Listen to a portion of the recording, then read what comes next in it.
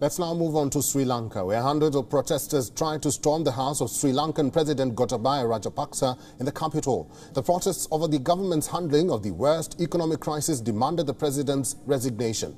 Protesters were broken up by police using tear gas and water cannons. Protesters dismantled a wall and hurled bricks at police before setting a bus alight on a road leading to Gotabaya's residence. Security forces fired into the crowd. At least one man was critically wounded. After the protests turned violent, police fired tear gas and water cannons at the demonstrators. In the wake of the violence, the capital was placed under indefinite curfew, which has now been lifted.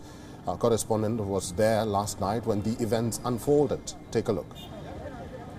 It's a little past 11:30 here in Colombo, and the scenes you see right behind me is the road leading to the president's house, where what started off as a peaceful protest has now turned out to be really ugly and violent, as security forces have been drawn in. Tear gas has been fired in several times, but yet people refuse to leave as they are demanding the president to step down immediately for leading this country into one of its worst economic crises the country has ever faced. And the people just do not seem to be going home just yet. They've been here outside the president's house as far as 6 p.m. this evening, and the protest only seems to be turning more and more ugly. Stay with WION for the latest. Reporting for WION from Colombo, I'm Dasunia Tauda.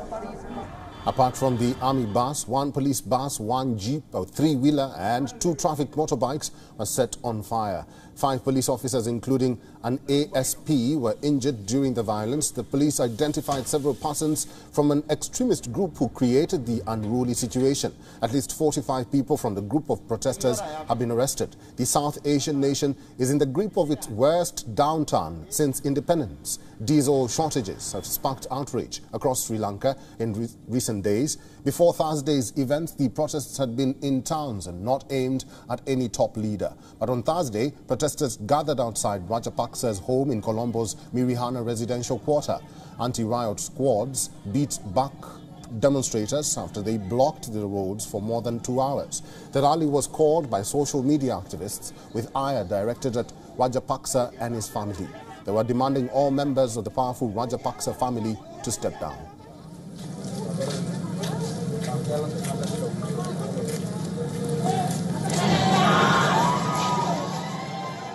මං හිතන්නේ මේ තමයි ශ්‍රී ලංකාවේ තිබිච්ච අඳුරුමුතම යුගය තමයි මේ අපිට ලැබලා තියෙන්නේ. අපිට කිසිම දෙයක් කරගන්න බෑ අපේ මිල මුදල් වලින්.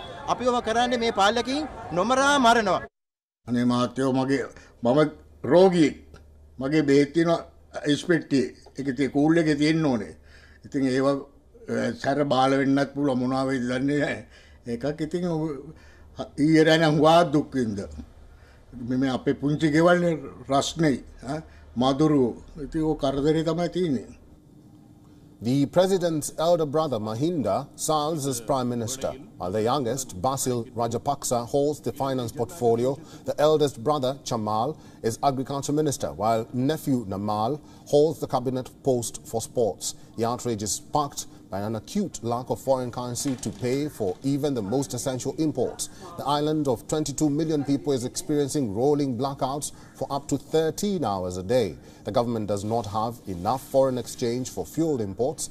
Diesel, the main fuel for buses and commercial vehicles, was unavailable at stations across the island on Thursday. Several state-run hospitals have stopped conducting surgeries as they have run out of essential life-saving medicines. The foreign exchange reserves dropped by 70% in the last 2 years. In a bid to save foreign currency, Colombo imposed a broad import ban in March 2020. The government is now seeking a bailout from the International Monetary Fund, while also asking for more loans from India and China. And for more insight on this, our correspondent Dasunia Tauda sent us this report from Colombo. 12 hours since the citizens' protest took place here in Mirihana, the roads have now been opened up. Curfew has been lifted. However, there is security presence in and around this location. What's interesting is what happened last night is unprecedented in the history of this country, where a purely citizens-led protest took to the streets and where people turned up in their thousands to voice their frustration and anger. From what we know so far, the government has said that this protest was purely conducted by those with extremist objectives, but the public at large are just refusing to buy this story of the government because they are purely frustrated and have had enough of the crises and inconveniences that they've been facing. What's interesting is that we can see that some issues might prop up in the upcoming protests that have been scheduled for over the weekend. Much is expected to come in the coming hours as well. Stay with WION for the latest. Reporting for WION World is one from Colombo. I'm Dasunia Powder. WION is now available in your country. Download the app now and get all the news on the move.